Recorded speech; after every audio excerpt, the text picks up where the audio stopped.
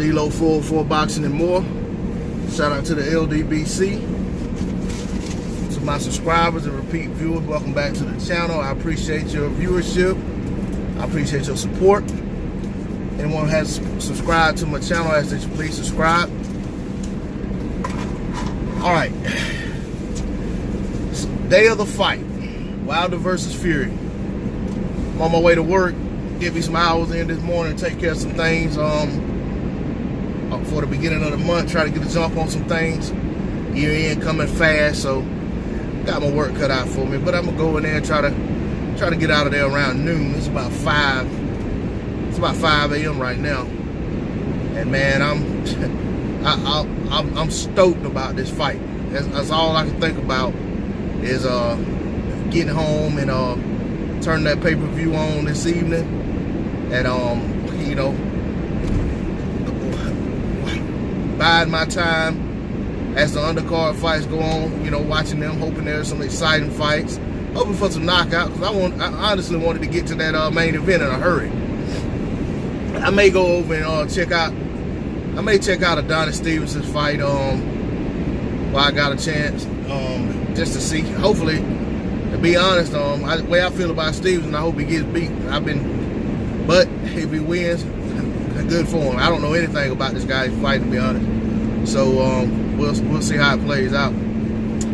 I'm upset that he's not rematching Badu Jack, so that's really the reason I'm saying I hope he gets beaten. But you know, it may not all be Stevenson's fault. But as far as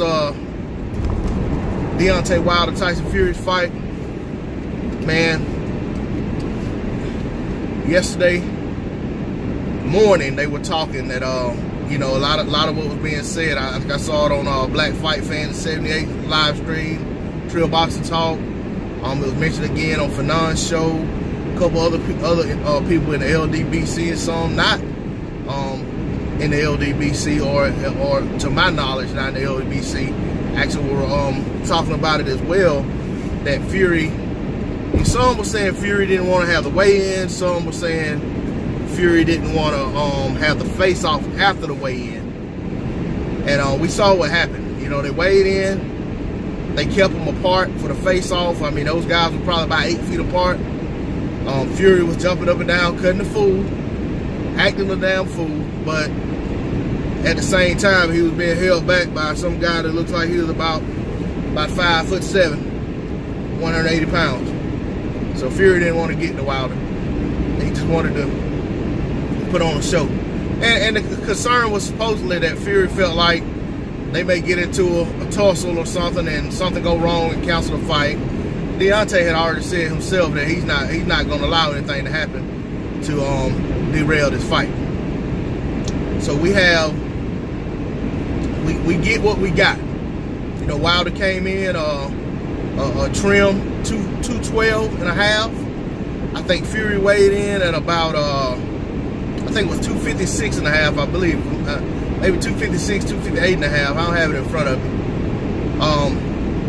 You know, Fury had, about a week and a half ago, Fury, they showed pictures of Fury and actually see him in a workout. Fury looked more toned and defined than he did at the weigh-in. It looks like he's put on some water weight or, you know, packed on a few pounds over the last week or so. He's probably been stressed eating, you know, worried about this fight as it's getting closer and closer. You know, I was on one of the live streams and one of the brothers said, I think in the super chat that time was on, it was like on that movie, The Wood, when old boy was about to, had done slapped the girl on the behind and it was time to go out there to face her brother who was coming to kick his ass after school. And he was sitting there looking at the clock and it was just flying and time was on crack. And that's probably how it's been for Fury for the last week. And like, you know what I'm saying, he's trying to get his work in, get his preparation in, and time just won't slow down for him. You know, I think a lot of it has to do with the mental preparation. You know, I think that Fury, you know what I'm saying, has done what he can do in the gym, you know, as far as taking care of, you know, the pad work, the training, the workouts, you know what I'm saying, the sparring, doing everything he has to do to get physically prepared for the fight. But it's that mental preparation that I think Fury hasn't gotten over the hurdle with. You know, I've said this several times, and I'll say it one more time. Fury was at Wilder's fight against Spzilka. He got drunk. He seemed to be high, or he said that he was high. And he got in the ring with Deontay Wilder acting a plumb fool. And like I said in one of my other videos, and I got criticized for saying it, but he acted even then as if he was scared. You know, he just was. It's like he was jealous, you know, because he was at the fight and everybody was, you know what I'm saying, was all excited, and he walking around, I'm the champ, you know, and, you know, basically just saying, you know, he's the one that beat Klitschko, he's the champ, you know, basically Wilder's just a guy with a belt, you know. So, you know, and the more he talked, the more he drank, the more he talked, and eventually he built up enough courage to get in that ring and challenge Deontay Wilder, even though he himself had a rematch with Klitschko pending, and Wilder had a mandatory with Povetkin pending. But he got in there and challenged him, but he couldn't bypass the rematch with Vlad. Maybe Deontay would have been able to get an exception and unify, but the honest thing is, you know, nothing ever became of it because Fury never even fought Vlad, and he left the sport. And it was like, you know, and even if you go back and look at that face-off with Klitschko for the, I think it was, what they call it, the gloves off. I think that's what it's called. But anyway, for the face-to-face for Klitschko, and you know, you had Tyson Fury sitting there talking to Klitschko, telling him how he got in his head the first time, this, the other, and Klitschko's basically sitting there like, you know, all stoic, like, you know, I don't care what you done the first time, you know, we're gonna do this, you know. And the thing about it, we've never, as far as I can remember, I don't remember Klitschko ever having a rematch with anyone other than Sam Peter. And Sam Peter, you know, knocked Klitschko down several times in the first fight, but in the second, you know, Klitschko won, but in the second fight, Klitschko watched him. And, all, you know, the losses that Klitschko had, he never avenged them. Even with the AJ loss, he actually said he was going to retire instead of taking that rematch. But the Fury fight was the one loss that he seemed very, very motivated to take. Fury was the one who didn't seem motivated to take the rematch. And, you know, shortly thereafter that face-off, you know, they eventually, you know, it wasn't very long that Fury just kind of, you know, bailed on the sport. You know, had some drug testing issues and some other things, and eventually, you know, checked himself into a mental health facility, or was checked into one, however it went. But I say all that to say this, you know, even before he got in the ring with Wilder, there were talks for him and Wilder to fight. Wilder even alluded to it when he was in the ring with him, jumping up and down, hooting and hollering, and carried on. Wilder said, man, this could have been happened a long time ago. And what he was referring to were, prior to either of them becoming a champion, you know, they would, you know, mention that, you know, these two guys need to fight one another, and, you know, they were on a collision course. And, you know, and even once Deontay Wilder won the belt, they still were talking about it. And I want to say, prior to that Fury fight, Christian Hammer, he could have fought Wilder, but he fought Christian Hammer instead. And then he eventually fought Vlad. But, you know, if Fury had the confidence in his ability, he could have fought Wilder. And if he had beat Wilder, he could have went into that Klitschko fight with the WBC belt. And he would have beat Klitschko. And having beat Klitschko like he did, he would have been undisputed champion. But just like Anthony Joshua after him, these guys don't want to go after Wilder's belt first. You know, Wilder's a dangerous opponent for anybody. I don't care what they say. I don't care if Mike Tyson stands on the soapbox and says Wilder hadn't fought anyone. I'll just say this. His competition is right on par with the competition of Anthony Joshua, Tyson Fury. He's greater than the competition of Luis Ortiz. Or maybe right there with it, because you got to throw himself in there as Ortiz's opponent. But, you know, basically what I'm saying is all the top heavyweights, their resumes look very similar.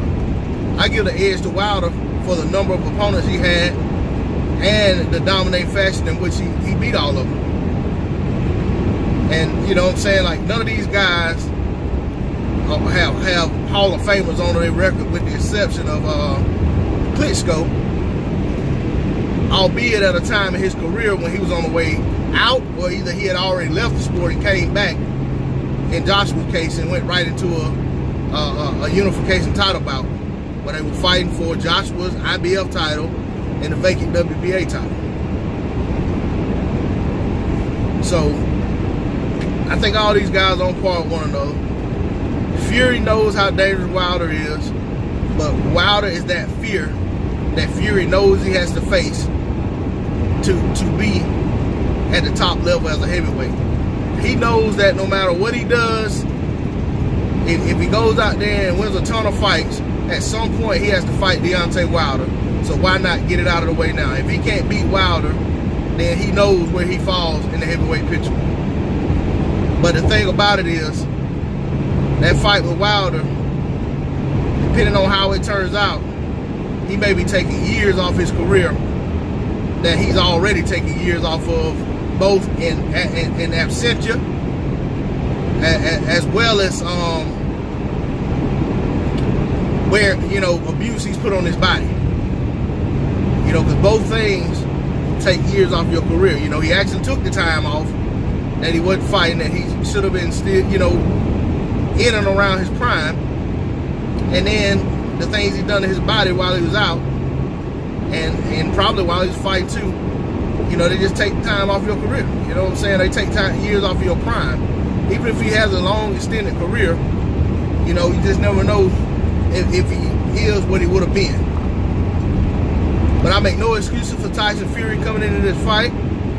Fury says he's ready. He was the one pursuing the fight with Wilder. Wilder accepted. The fight's going to be what it's going to be. The best man will win the fight. Should Fury somehow miraculously win, I'm not going to make any excuses for Deontay Wilder. I mean, the reality is, people can say what they want to say about, they think Wilder may get favored on the scorecard.